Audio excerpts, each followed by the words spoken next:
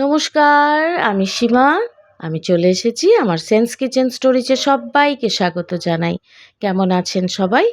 আমি মোটামুটি ঠিকই আছি। এখন তো ঠান্ডাটা কমে কমে গিয়েছে।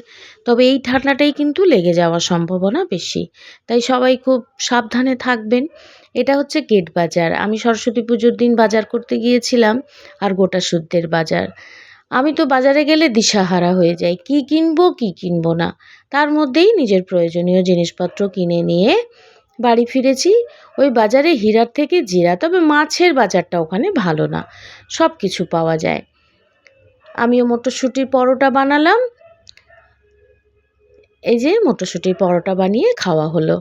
আমার আজকের ভিডিও ভালো লাগলে অবশ্যই লাইক, শেয়ার, সাবস্ক্রাইব, ফলো করে আমার সঙ্গে থাকবেন সবাই। সবাই খুব ভালো থাকবেন, সুস্থ থাকবেন, আনন্দের সাথে থাকুন। সরস্বতী পুজো নিশ্চয়ই সবাই আনন্দ করে কাটিয়েছেন।